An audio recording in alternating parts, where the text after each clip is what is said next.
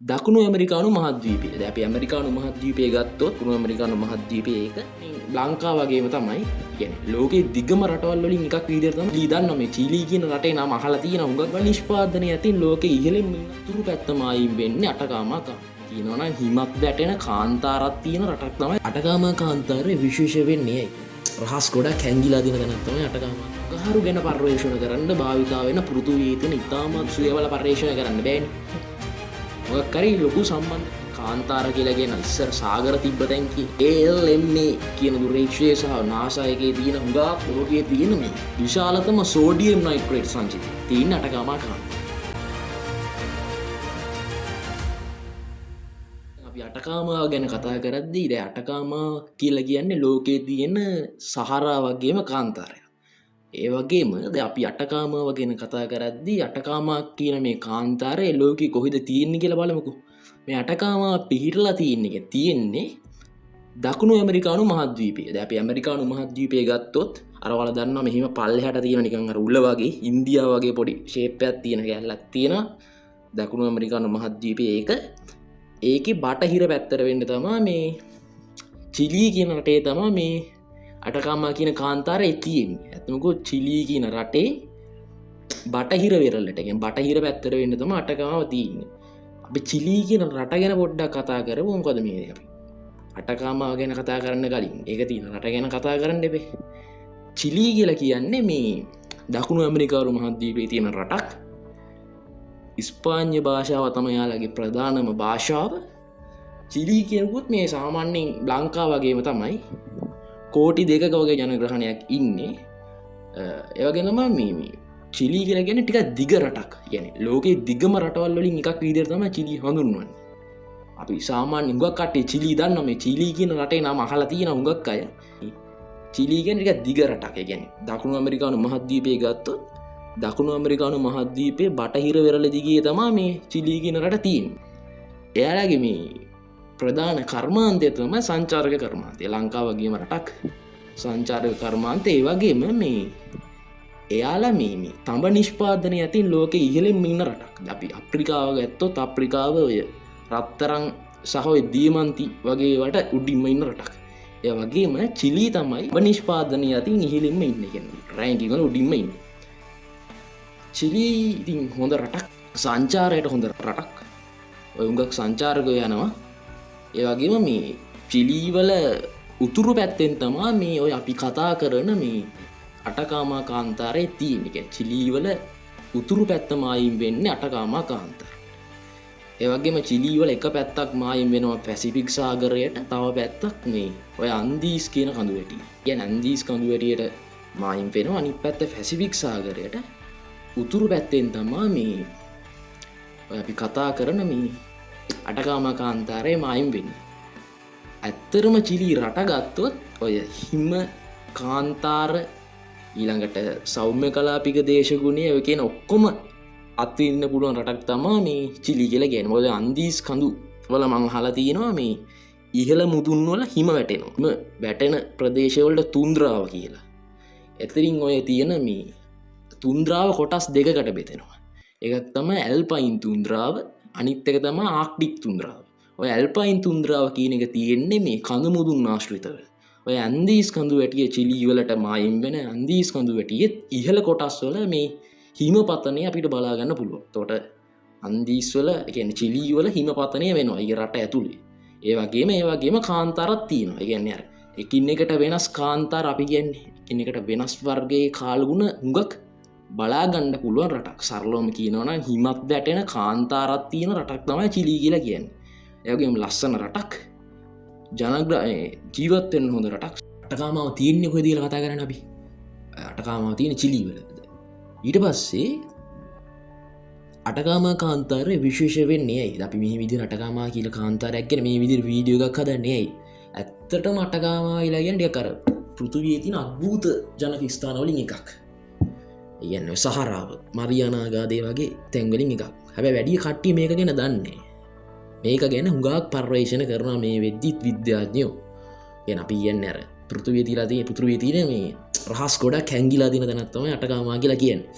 අටකාමාව කියලා කියන්නේ මේ පෘතුවයේ තියෙන ඔයාලා දන්න විද්‍යාඥයෝ කියන විදිහට පෘතුවයේ තියෙන ආලෝක දූෂණය අතින් අඩුම තැනක්. ඒ කියන්නේ අටකමාව හුඟක්ම ප්‍රයෝජනය වැදගත් වෙන්නේ ඒ නිසා. ඒ කියන්නේ රාත්‍රී යහස නිරීක්ෂණයට ඔය ග්‍රහලෝක ශීරපතය ඊට පස්සේ විශ්වයේ උපත වගේ කියන්නේ විශ්වයේ ආරම්භය වගේ දේවල් නිරීක්ෂණය කරන්න අටකමාව කියලා කියන්නේ ඉතාමත්ම හොඳ තැනක් කියලා තමයි විද්‍යාඥයෝ කියන්නේ. මොකද අර ආලෝක දූෂණය අතින් අඩුයි. ඒ වගේම තමයි අටකමාවේ මේ සමහර තැන් තියෙනවා මීටර 2000 මීටර 4000 අතර උස තැන්. ඒතර ඒ තැන්වලට ගියාම තවත් හොඳට ඔය ග්‍රහලෝකයෙන් හොඳට බලා ගන්න පුළුවන්. සෙනසුරු අඟහරු බ්‍රහස්පති වගේ ඒවා මේ දුර්ේක්ෂණ නැතුව PVS දෙකම බලා ගන්න පුළුවන් කියලා තමයි අටකම හඳුන්වන්නේ. ඒ තරම් ආලෝක දූෂණය අතින් අඩුයි.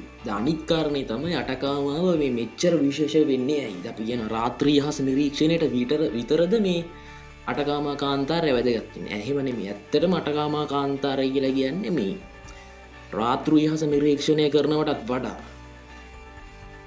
ඔය අඟහරු ගැන පර්යේෂණ කරන්න භාවිතා වෙන පෘථුවියේ තියෙන ඉතාමත්ම මේ තියෙන හොඳම ස්ථානය කියලා තමයි අටකාමා කාන්තාරය හඳුන්වන්නේ. මොකද මේ අටකාමා වලින් හම්බෙලා තියෙනවා අඟහරු වල තියෙන පස් වලට සමාන සංයුතියක් තියෙන පස්. يعني විද්‍යාඥයෝ හොයාගෙන තියෙනවා අටකාමා කාන්තාරයෙන් හම්බෙන පස් වලයි අඟහරු ග්‍රහලෝකයෙන් හම්බෙන පස් වලයි يعني ජීව විද්‍යාත්මක බෙගෙන් බයොලොජිකලි සමානකමක් තියෙනවා කියලා. ඒකින්ද අඟහරුට අපිට යානාවක් මිනිස්සු ඒවල පර්යේෂණය කරන්න බෑනේ. ඒ පස්වල ඒ සමානකම මේ අටකාමා කාන්තාරයේ පස්වල තියෙන හින්දා එයාලා කියනවා මේ අඟහරුයි මේ කාන්තාරයයි අතර මේ මොකක් හරි ලොකු සම්බන්ධකමක් තියෙනවා කියලා. ඒ කියන්නේ පෘථුවියයි අඟහරුයි අතරත් ඒ කියන්නේ සම්බන්ධකමක් තියෙන්න බෑ. එහෙමත් කියනවා. ඉතින් අපි දන්නේ කොහොමද කියලා. ඒගොල්ලෝ පර්යේෂණ කරගෙන යනවා. ඊට අමතරව මේ අඟහරු මේ දැන් අපි අටකාමා කාන්තාරය ගත්තොත් අටකාමා කියන කාන්තාරය කියන්නේ සහරාවට පස්සේ ලෝකයේ තියෙන වියලිම කාන්තාරයක් තමයි අටකාමා. ඉතින් කාන්තාරයක් ගත්තොත් ඒකෙන් ජීවයක් තියෙන්න බෑනේ. රස්නේනේ. දවල්ට යනවනේ හින ගානකට උෂ්ණත්වය නගිනවනේ. ඒ වගේම රැයට යනවා රින ගණන් වලට උෂ්ණත්වය සමහර කාන්තාරවල. ඒ කාන්තාරවල හැටි. දැන් ඒක අටකාමාවේ විශේෂත්වය තමයි මේ තියෙන රස්නේ හින්දා ජීවයක් ඇති වෙන්න බෑ. ජීවයක් ඇති වෙන්න බැරි තරමටම උෂ්ණත්වය වැඩි. ඒක හින්දා පස ගත්තොත් පස්වල ඇත්තරම ගත්තොත් සත්තු නැතිම තරම්. කියන්නේ ශුද්‍ර ජීවීන් පොඩි ප්‍රමාණයක් තමයි ඉන්නේ. ඔය උගා ඉහළ උෂ්ණත්වවල ඉන්න පුළුවන් පොඩි මේ සත්තු ටිකක් තමයි ඉන්නේ. ඒත් ශුද්‍ර ජීවීන් විතරයි. 10ක් කොලක් එහෙම ඇත්තටම නැතිම තරම්. කියන්නේ ඒ තරමටම රස්නයක් තියෙනවා. ඒ වගේ මේ අටකාමාවේ තියෙන අනිත් විශේෂත්වය තමයි සමහර තැන්වල ලුණු තියෙනවා. ඒ කියන්නේ ලුණු මිදිලා තියෙනවා. දැන් අපි කියනවා කාන්තාර කියලා කියන ඉස්සර සාගර තිබ්බ තැන් කියලා. ඒ හින්දා වෙන්නත් පුළුවන් සමහර තැන්වල ලුණු තියෙන ජලාශ වගේ තියෙන තැනින් තැන.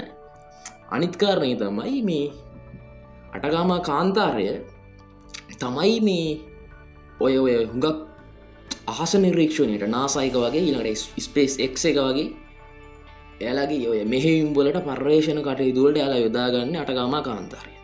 ඔය ALMA කියන දුරේක්ෂය සහ NASA එකේ තියෙන හුඟක් දුරේක්ෂ මේ හයි කරලා තියෙන්නේ අටකාමා කාන්තාරය. මොකද අර මං ඉස්සෙල්ලා කිව්වා වගේ වායු දූෂණය අතින් ඉතාමත් අඩු ස්ථානයක්. ඒ වගේම අර මීටර 2000ක් මීටර 4000ක් වගේ උස කඳු මුදුන් අපිට තියෙනවා. ඒ හින්දා හොඳට රාත්‍රී යහස නිරීක්ෂණය කරන්න පුළුවන්. සෙනසුරු බ්‍රහස්පති බුධ සිකුරු වගේ ග්‍රහලෝක ඇහෙන් බලන්න පුළුවන් තරම් ක්ලියර් අහසක් තියෙනවා. ඒ හින්දා මාරම ක්ලියර් තැනක්. ඒකත් වැදගත් දෙයක් මේ අටකාමා කාන්තාරයේ තියෙන. ඊළඟ දේ තමයි අටකාමා කාන්තාරය කියලා කියන්නේ මේ ලෝකයේ තියෙන මේ විශාලතම සෝඩියම් නයිට්‍රේට් සංචිතය තියෙන අටකාමා කාන්තාරය. ඒකත් විශේෂ තැනක් විශේෂ දෙයක් අටකාමාවල තියෙන. ඊළඟ තියෙන තමයි අටකාමා කාන්තාරය දැන් ඔය පර්යේෂණ කරගෙන යන විදිහට මේ විද්‍යාඥයෝ හොයනවා දැන් ඔය අඟහරු වල ජීවය තියෙනවද කියන කාරණය ගැන හොයද්දී අටකාමාව කියලා කියන්නේ ඉතාමත්ම වැදගත් තැනක්. මොකද අර අඟහරු වල ජීවය තියෙනවද නැද්ද කියන එක අර පස්වල තියෙන පොඩි බයොලොජිකල් කේස් එකත් එක්ක සමානකමත් එක්ක අඟහරු වල ජීවය ඇති වුණේ කොහොමද? අන්න ඒ වගේ දේවල් නිරීක්ෂණය කරන්න, ඒ කියන්නේ ඒ දේවල් ගැන හොයන්න අටකාමාව මාරම තැනක්. දැන් ඔය විදිහට අපි අටකාමාව ගැන කතා කරා, අටකාමා කාන්තාරය ගැන කතා කරා. දැන් ඊළඟට අපි කතා කරනවා මේ අටකාමා කාන්තාරය සංචාරක ස්ථානයක් වෙලා තියෙන කොහොමද? කියන්නේ ඔය ලෝකේ හුඟක් සංචාරක යන ස්ථානයක් තමයි අටකාමා කාන්තාරය කියන්නේ. ඒකේ තියෙන ඔය ලෝකේ විශාලතම සෝඩියම් නයිට්‍රේට් සංචිතය බලන්න. ඒ වගේම ඔය හුඟක් ඔය Windows wallpapers වල තියෙන ඔය හුඟක් ඔය රාත්‍රු යහසේ මිල්කි වේස් වල එහෙම ෆොටෝස් තියෙන අටකාම වලින් ගත්ත ඒවා තමයි. ඔය හුඟක් ලස්සනටම පෘථුවිය ඉඳන් ඔය ශීරපතේ එහෙම නිරීක්ෂණය කරන්න පුළුවන්. ශීරපතේ හොඳටම බලන්න පුළුවන් තැනක් තමයි අටකාම කියලා කියන්නේ. ඒ අතින් ගත්තාම කියන්නේ අභ්‍යවකාශ ශාස්ත්‍රය අතින් ගත්තාම අටකාමාව කියලා කාන්තාරය කියලා කියන්නේ ඉතාමත්ම වැදගත් ස්ථානයක්. ඒ තරමටම පර්යේෂණ ගොඩක් වෙනවා. උඟ කට්ටිය මේක ගැන ඇත්තටම දන්නේ නැහැ. මේක ගැන කියන්නේ. චර් කට්ටිය දන්නේ නැහැ, ඉන්ටර්නෙට් එකෙත් වැඩි නැහැ. මොකක් හරි ඔය රිසර්ච් එකකින් එළියට આવොත් තමයි ඇත්තටම උඟ කට්ටිය මේක ගැන දන්නේ. දැන් මාත් මේ වීඩියෝ එකක් කරේ මාත් මේ තැනකින් දැක්කයි කියන්නේ. මේ අටකාමාව කියලා මෙහෙම කාන්තාරයක් තියෙනවා. මෙහෙම දෙයක් ඒකත් මෙහෙම දේවල් ඒකේ වෙනවා. මේක මා මෙච්චර විශේෂයි කියලා මාත් දැක්ක හින්දා තමයි මේ වගේ ඩේටා ටිකක් හොයලා මේ විදිහට වීඩියෝ එකක් කරේ. එහෙනම් අපි ඊළඟ වීඩියෝ එකෙන් හම්බෙමු. අපි මේ වීඩියෝ එකෙන් මෙච්චරයි කතා කරන්නේ. මේක අටකාමාව කියලා කියන්නේ මොකක්ද? මේකේ පිහිටීම මොකක්ද? මේකේ තියෙන බයොලොජිකල් බෑග්ග්‍රවුන්ඩ් එක මොකක්ද? මේකේ තියෙන ඔය මේ වෙද්දී යන රිසර්ච් මොනවද කියන එක අපි කතා කරේ. ඊළඟ වීඩියෝ එකෙන් අපි කතා කරමු මීට වඩා පෘථිවියේ තියෙන ඉතාමත්ම සුවිශේෂී ස්ථානයක් ජීව විද්‍යාත්මකව වැදගත් ඒ වගේම අපි යන මේ කන්ටෙන්ට් ටයිප් එකට වැදගත් වෙන වීඩියෝ එකක්. අద్భుත තැනක් ගැන අපි කතා කරමු ඊළඟ වීඩියෝ එකේ. ඊළඟ වීඩියෝ එකෙන් අපි ඊළඟ වීඩියෝ එකෙන් හම්බෙමු. ගිහලා ඉන්න හැමෝටම ජය වේවා.